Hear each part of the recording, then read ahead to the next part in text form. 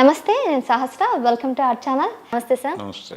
Sir, game changer అనే దాని మీద ప్రేక్షకులకి ఎప్పటి నుంచో ఒక ఆసక్తికర విషయాలు ఉన్నాయి. ఏంటంటే ట్రిపుల్ ఆర్ తర్వాత రామ్ చరణ్ నెక్స్ట్ ప్రాజెక్ట్ ఇది.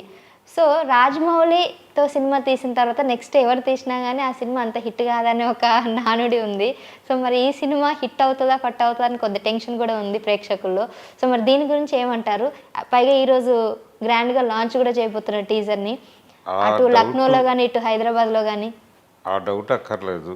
ఎందుకంటే ట్రిపుల్ ఆర్ తర్వాత ఆల్రెడీ ఒక ప్రాజెక్ట్ చేస్తున్నాడు ఆయన, ఆచార్య అనే సినిమా. ఆచార్య ఆ ఎఫెక్ట్తోనే ఫెయిల్ అయింది అనుకునే వాళ్ళు కూడా ఉన్నారు. ఏ కారణం చేత ఫెయిల్ అయినా కానీ, అంటే చిరంజీవి సినిమా అది, మెగాస్టార్ సినిమా, ఆ ఫెయిల్యూర్ ఆయన అకౌంట్లోకి పెడుతుంది అని మాట్లాడేవాళ్ళు గేమ్ చేంజర్ దాకా లాక్కొస్తున్నారు దాన్ని. ఈ సినిమా కూడా ఎప్పుడో రిలీజ్ కావాల్సింది, రకరకాలుగా డిలే అయింది అది. దీనికి మధ్యలో ఆయన భారతీయుడు 2 పట్టుకొచ్చాడు. అంటే భారతీయుడు 2లో సెట్స్లో జరిగినటువంటి ఒక ఫైర్ యాక్సిడెంట్ వలన సినిమా ఆగి ఇది మొదలుపెట్టాడు. అది క్లియర్ అయిన తర్వాత అది కంప్లీట్ చేయాల్సిన రెస్పాన్సిబిలిటీ ఉంది. ఇది ఆపి అటు వెళ్ళాడు ఆయన, శంకర్ గారు.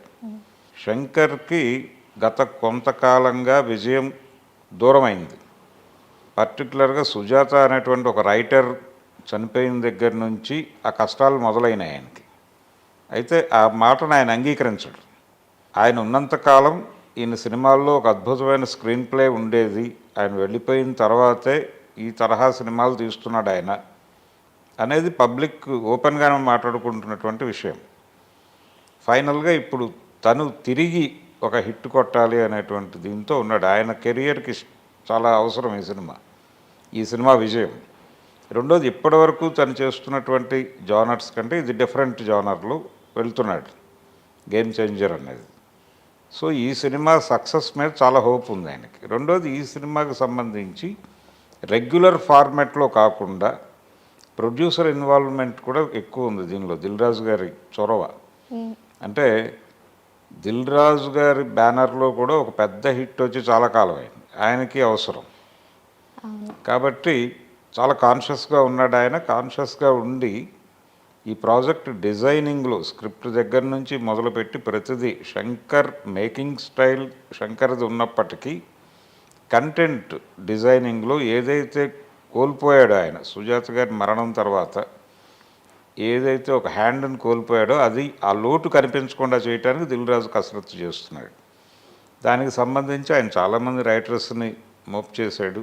అది మాత్రమే కాదు, జనరల్గా ఆయన ఏఆర్ రెహమాన్తో వెళ్తాడు మ్యూజిక్కి సంబంధించి. ఇందులో తమన్ వచ్చాడు. ఇలాంటి మార్పులు ఆయన టెక్నికల్ టీంలో కూడా కొన్ని మార్పులు, దిల్ రాజు గారి ఇన్ఫ్లుయెన్స్తో జరిగినటువంటి మార్పులు. అలాగే పాటల టేకింగ్కి సంబంధించి ఆయనది ఒక స్టైల్ శంకర్ది, దాని నుంచి కొంత డిఫరెంట్గా కనిపిస్తోంది ఈ సినిమాలో. అంటే టోటల్ ఒక మాస్ హీరోకి కావలసినటువంటి మాసీ కంటెంట్తో సినిమా చేస్తున్నట్టుగా మనకు అర్థమవుతుంది. అంటే రామ్ చరణ్ నుంచి ఆడియన్స్ ఏం కోరుకుంటున్నారో ఆ ఎలిమెంట్స్ అన్నీ ఉండేలాగా ఆ డిజైనింగ్లో దిల్ రాజు కంట్రిబ్యూషన్ చాలా ఉంది. ఎందుకు ఈసారి దిల్ రాజు దీని మీద పర్టికులర్గా అంత కాన్సన్ట్రేషన్ చేశారంటారు? అంటే మనకి గత అనుభవాలు ఉన్నాయి. గతంలో ఇలాంటి ప్రయోగాలు, అంటే తమిళ్లో చాలా పెద్ద హిట్లు తీసినటువంటి ఒక డైరెక్టర్ని తెలుగులో ఒక మాస్ హీరోతో అటాచ్ చేస్తే ఫెయిల్యూర్స్ వచ్చినటువంటి సందర్భాలు ఉన్నాయి చరిత్రలో. అంటే కృష్ణ గారితో భారతీరాజా కలిసి ఒక సినిమా చేశాడు, జమదగ్ని అని. ప్రజలకు మర్చిపోయి ఉంటారు కూడా. భారతీరాజాకు ఒక ఇమేజ్ ఉంది. ఆయన కృష్ణతోనూ చిరంజీవితోనూ 2 సినిమాలు చేశాడు తెలుగులో. చిరంజీవితో ఆరాధన అనే సినిమా చేశాడు, కృష్ణ గారితో జమదగ్ని సినిమా చేశాడు. రెండూ పెద్దగా ఆడలేదు. అలాగని ఆయన తక్కువ డైరెక్టర్ కాదు, ఆయన చాలా గొప్పవాడు. అలాగే బాలచందర్ గారితో చిరంజీవి చేసినటువంటి రుద్రవీణ సినిమా కూడా వర్కౌట్ అవ్వలేదు. ఇలా ఇతర భాషల్లో, పర్టికులర్గా తమిళ్లో చాలా పెద్ద హిట్స్ ఇచ్చినటువంటి ఒక్క నాగార్జునకే కలిసి వచ్చింది అది. అంటే గీతాంజలి సినిమా ఆయన మణిరత్నంతో చేశాడు, అది పెద్ద హిట్ ఇక్కడ. అది కూడా స్లోగా పికప్ అయింది. మొదట దానికి కూడా జనం లేరు, కానీ నెమ్మదిగా అది మ్యూజిక్ జనంలోకి వెళ్ళింది, సినిమా వెళ్ళింది, పెద్ద హిట్ సినిమాగా నిలబడింది అది. ఇలా ఒక చరిత్ర ఉంది మనకి. అందుకని అంటే వాళ్ళ ధోరణిలో సినిమాలు ఉంటాయి, వాళ్ళ ధోరణికి ఇక్కడ వీళ్ళ ఇమేజ్కి మధ్యలో గ్యాప్ ఉంటుంది. ఆ గ్యాప్ని బ్యాలెన్స్ చేసేటువంటి ఒక హ్యాండ్ ఉండాలి. అందుకని దిల్ రాజు ఎక్కువ ఇన్వాల్వ్ అయ్యాడు. ఇది శంకర్ సినిమా లాగాను ఉండాలి. In the same time Ram Charan అభిమానులు ఏం కోరుకుంటున్నారో అది కూడా ఉండాలి. చిరంజీవి అభిమానులు ఏం కోరుకుంటున్నారో అవి కూడా ఉండాలి సినిమాలు. ఆ ధోరణి ఉండాలి. ఇది ఉండటం కోసం ఆయన ఎక్కువ కష్టపడుతున్నాడు, ఎక్కువ ఇన్వాల్వ్ అవుతున్నాడు. పర్టికులర్గా ప్రతిదీ అంటే మేకింగ్ ఆయన స్టైల్లోనే ఉంటుంది. ఆ మేరకు ఆయనకి అది వదిలేశారు, ఆ లిబర్టీ ఇచ్చారు ఆయనకి. ఇచ్చి ఇది ఉంటే బాగుంటుంది, ఇలా ఉండాలి ఈ హీరోకి అని. అంటే ఈ మధ్య ఒక మ్యూజిక్ డైరెక్టర్ కోటి గారి ఇంటర్వ్యూస్ చూస్తే ఒక దశలో చక్రవర్తి గారు ఎక్కువ మ్యూజిక్ చేసేవాడు అందరికీ. అంటే తెలుగులో కమర్షియల్ సినిమా అంటే చక్రవర్తి గారే మ్యూజిక్ డైరెక్టర్. ఇంకొక మ్యూజిక్ డైరెక్టర్ని ఊహించేవాళ్ళు కూడా కాదు. రాఘవేంద్రరావు గారు ఆ రోజుల్లో, దాసరి గారు, కోదండరామిరెడ్డి, ఏ డైరెక్టర్ అయినా కానీ పెద్ద హీరో ఉంటే చక్రవర్తి మ్యూజిక్ డైరెక్టర్. ఆ టైంలో ఇళయరాజాని ప్రయోగం చేశారు కెఎస్ రామారావు గారు. ఆ సినిమాలు చక్రవర్తి గారు మ్యూజిక్ చేసిన సినిమాల స్థాయి విజయాలు అందుకోలేదు. అలా అందుకున్న మొదటి సినిమా జగదేక వీరుడు అతిలోక సుందరి. దానికి ముందు కూడా ఆయన మ్యూజిక్ చేశాడు, చిరంజీవి గారికి అభిలాష చేశాడు, ఛాలెంజ్. ఈ సినిమాల్లో మంచి పాటలు ఉంటాయి. కానీ చక్రవర్తి గారు మ్యూజిక్ చేసినటువంటి ఖైదీ సినిమా కావచ్చు, ఇతర సినిమాలు ఆయన మ్యూజిక్ చేసిన అంటే అత్తకు యముడు అమ్మాయికి మొగుడు, దానికి ముందు చేసినటువంటి పసివాడి ప్రాణం, ఇవన్నీ చక్రవర్తి గారు చేసినవి. ఆ సినిమాల స్థాయి విజయాలు కాదు ఇవి. అందుకని తమిళ్ నుంచి వచ్చినటువంటి టెక్నీషియన్స్ వాళ్ళకు ఒక స్పెషల్ ఇది ఉంటుంది. వాళ్ళు వీళ్ళతో మ్యాచ్ చేయటం దగ్గర అంటే వీళ్ళ ఇమేజ్ తెలియకపోవడం చేత ఆ తరహా మ్యూజిక్ ఇచ్చాడు ఆయన అనే అభిప్రాయం ఈ మధ్య కోటి మాట్లాడాడు ఒక చోట. అంటే ఆ టైంలో చక్రవర్తి డిఫరెంట్గా వెళ్ళటానికి, ఇళయరాజా మించిన హిట్స్ ఇవ్వటానికి కారణం తర్వాత ఇళయరాజా నిలబట్టడానికి. దాని మీద మాట్లాడుతూ చిరంజీవి ఇమేజ్కి సంబంధం లేని మ్యూజిక్ ఇచ్చాడు ఆయన అని. అయితే అది ఆడియన్స్కి వెళ్ళిపోయింది. ఆడియన్స్ ఈ రోజుకి అభిలాష పాటలు వింటారు. ఇలా బ్లెండ్ చేయటం అనేది, ఇలా బ్లెండ్ చేయటం దగ్గర ఒక హ్యాండ్ ఉండాలి. అది దిల్ రాజు గారు ఆ రోల్ పోషించాడు. కాన్షియస్గా ఉన్నాడు ఆ సినిమా హిట్ కొట్టాలి అనే ఉద్దేశంతో.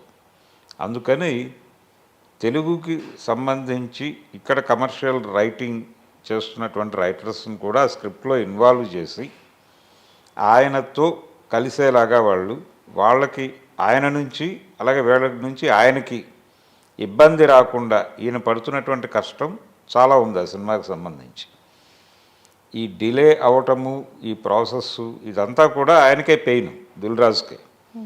అందుకని దాని మీద చాలా కాన్షియస్గా ఉన్నాడు ఆయన. ఆ ప్రాజెక్టుని తీసుకొచ్చి ఒక పెద్ద హ్యూజ్ హిట్ కొట్టి, రెండోది శంకర్కి సౌత్ ఇండియన్ మార్కెట్ ఉంది, ఇతనికి వరల్డ్ మార్కెట్ ఉంది. RRR సినిమా నుంచి వచ్చింది.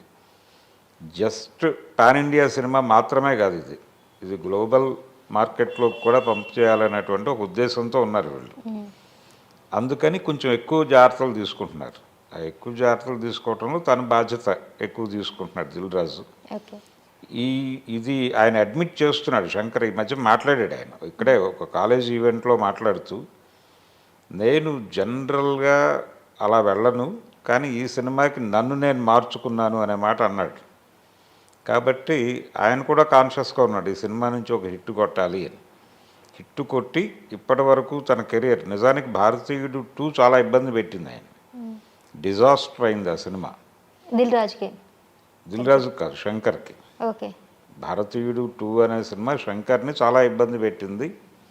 ఆ సినిమా డిజాస్టర్ అయింది. నిజానికి 3 అనౌన్స్ చేసున్నాడు ఆయన. ఇక ఈ దెబ్బకి ఆయన 3 చేయడేమో, చేస్తాడా చేయడా అనేది వేరే గొడవ. ముందు ఈ సినిమా హిట్ అయ్యి ఆయన ట్రాక్ ఎక్కాలి. అంటే రామ్ చరణ్ కంటే కూడా ఈ ప్రాజెక్ట్ హిట్ అవ్వటం అనేది శంకర్కి ఇంపార్టెంట్, రామ్ చరణ్కి కాదు. రామ్ చరణ్కి నెక్స్ట్ ప్రాజెక్టులు బాగానే ఉన్నాయి, దిల్ రాజుకి అవసరం ఈ సినిమా హిట్. ఇప్పుడు అవసరం దిల్ రాజుకి అలాగే శంకర్ గారికి. శంకర్ గారికి. వీళ్ళిద్దరికైతే ఇది ఒక ప్రెస్టీజియస్ ఇష్యూ అని చెప్పాలి. రామ్ చరణ్కి వచ్చిన ఇబ్బంది ఏం లేదు. రామ్ చరణ్కి వచ్చిన ఇబ్బంది ఏం లేదు. నెక్స్ట్ 2 ప్రాజెక్టులు మంచి ప్రాజెక్టులు ఉన్నాయనికి. ఒకటి సుకుమార్ స్టార్ట్ అవుతుంది ఇమీడియట్గా. దాని తర్వాత ప్రాజెక్ట్ కూడా వాళ్ళు చర్చలో ఉన్నారు. ఓ బాలీవుడ్ డైరెక్టర్తో చేసే ఉద్దేశం ఉంది. ప్రశాంత్ నీల్ కూడా ఇతని వైపు దృష్టి ఉంది. కాబట్టి ఆయన నెక్స్ట్ 2-3 ప్రాజెక్టులకి టీమ్స్ ఉన్నాయి. సో ఆయనకు వచ్చిన ప్రాబ్లం కాదు ఇది. ఇది శంకర్ ఈ సినిమాతో నిలబడతాడా లేదా అనేది. నిజానికి మనకి ఆ రోజుల్లో